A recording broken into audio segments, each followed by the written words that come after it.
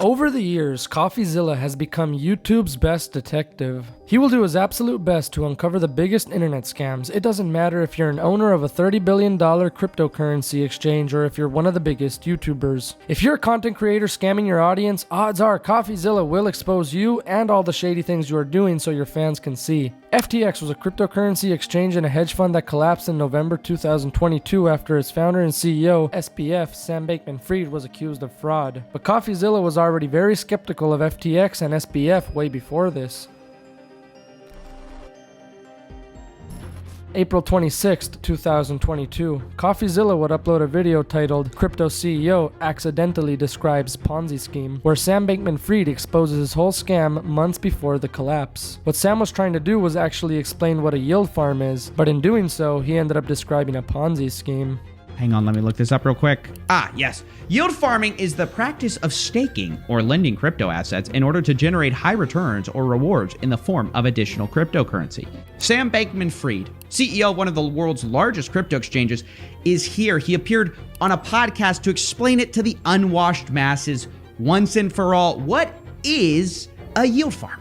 But it turns out in the process, he accidentally describes a Ponzi scheme, which is just sort of like really funny. Just right out of the gate, off rip, he's like, yeah, we just kind of keep putting money into this thing and it just, price goes up. A surprising amount of legitimacy for what farming could mean. Where do you start? You start with a company that builds a box.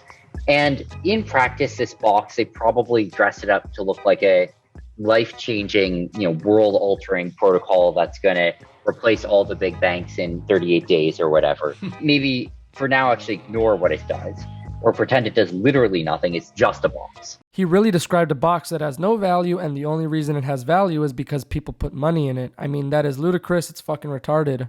And then this protocol issues a token. We'll call it whatever, X token. And X token promises that anything cool that happens because of this box is going to ultimately be usable by, governance vote of holders of the X tokens. They can vote on what to do with any proceeds or other cool things that happen from this box. And of course, so far we haven't exactly given a compelling reason for why there ever would be any proceeds from this box. But I don't know, maybe there will be. So that's sort of where you start. And now what happens? Well, X token has some market cap, right? It's probably not zero. Let's say it's, $20 million market cap. Okay, step 2, make a $20 million market cap from nothing. No big deal, guys. It's crypto. Now, the interviewer, this guy, Matt Levine, sort of picks up on the insanity of this. He's like this serious investment banker guy, you have to imagine. And he's like, look, no, it can't be worth nothing. You can't do this. And Sam Bankman-Fried's like, the hell, I can't. From first principles, it should be zero, but okay. Sure. Okay. I completely reasonable comment. That's not quite true, but when you describe it in this totally cynical way, it sounds like it should be zero, but go on. Describe it this way. You might think, for instance, that in 5 minutes with an internet connection, you could create such a box and such a token, and that it should reflect it should be worth $180 or something market cap for that, that effort that you put into it. In the world that we're in, if you do this, everyone's going to be like, ooh, box token.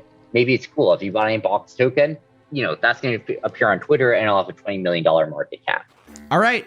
Red flag 3. My man just said, maybe in your world, a box that does nothing can't be worth $20 million, but in my world? So, X tokens being given out each day. All these sophisticated firms are like, that's interesting. If the total amount of money in the box is $100 million, then it's going to yield $16 million this year in X tokens being given out for it. That's a 16% return. That's pretty good. We'll put a little bit more in, right? And maybe that happens until there are $200 million in the box. So, sophisticated traders and or people on crypto Twitter or other sort of similar parties go and put $200 million in the box collectively, and they start getting these X tokens for it, right? And now all of a sudden everyone's like, wow, people just decide to put $200 million in the box. This is a pretty cool box, right? This is a valuable box, as demonstrated by all the money that people have apparently decided should be in the box. And who are we to say that they're wrong about that?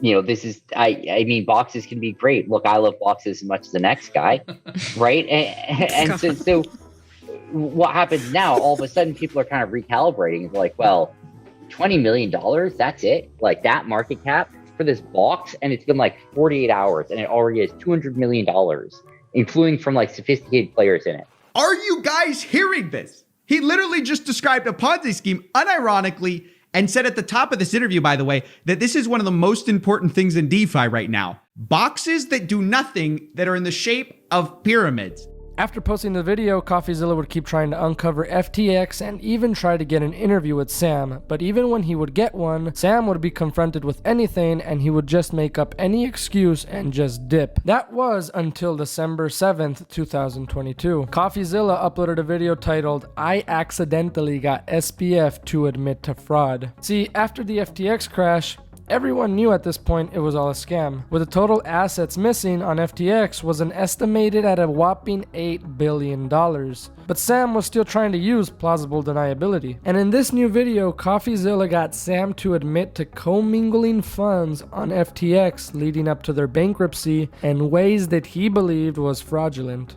No, is there one-to-one assets? Because that's the whole thing. We're talking about a separation of funds. So those funds should be a completely different, in a different place, in a different wallet than everybody else. What you talked about servicing billions of dollars of withdrawals has nothing to do with those specific digital assets, because that's just first come, first serve, whoever pulled out first. We're talking about people who never agreed to have their funds loaned out, who never agreed to have their funds put on margin. They should have, according to your terms of service, one-to-one backing. It should all still be in some bucket somewhere. And are you confident today, as the CEO of FTX, this has nothing to do with Alameda, are you confident today to say that those are absolutely real and they exist and they're present, people are backed one-to-one on client digital assets? So I think, and again, I'm just taking a stab here, but I think what happened is that if you look at especially a lot of the withdrawals that happened, those withdrawals were not necessarily only coming from people who never used margin trading or futures or staking or anything else. Those weren't just withdrawals from people who were keeping one-to-one backed or were sort of just keeping them as pure spot balances.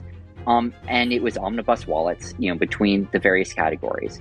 And so I think that the answer to your question is that a number of those assets were withdrawn by people who had balances on the exchange, potentially in the few days prior to the collapse. And if you wanted to think about it this way, it could be that that happened, and then when the collapse sort of completed, that effectively meant that there was, if you wanted to put it this way, like fungibility created during those withdrawals between assets for people who had and had not been using. But that means that there is no separation of funds. If there's fungibility between two different buckets of category, there are no buckets. It's just one bucket. Everyone's taking out of the bucket, which means substantially anyone who had your terms of service with digital assets wasn't actually subject to that terms of service. They were subject to the same terms of service of your margin trading, right? Which is your more risky product. So you subjected everyone to the higher risk product because fundamentally, when it came down to it, you're saying there's fungibility. It's $1 here, $1 there. Everyone can take out $1 as fast as they want. Don't you see that as like defrauding your customers, the people who trusted you to just say, hey, this is not going to go anywhere except for we're not investing your assets? If I can exchange one-to-one and I'm the one who put risky stuff on with risky assets with risky terms of service, I can take the money that someone who didn't sign up to those same risky terms didn't agree to. Isn't that fraud? December 12th, 2022, SBF was finally arrested. Sam Bankman-Fried has been arrested in the Bahamas, and we got that confirmation from the Bahamas Attorney General. And he put out a statement saying essentially that Sam Bankman-Fried's arrest followed a notification from the US that had filed criminal charges against him. And as you say, yes, the US is also likely to request his extradition. So as a result of the notification, the material provided within it, the Attorney General said it was deemed appropriate to seek that arrest and to hold him in custody. It was all downhill after that. SBF was sentenced to 25 years in prison on Thursday, March 28th of 2024, where he now shares the same cell with the diddler himself.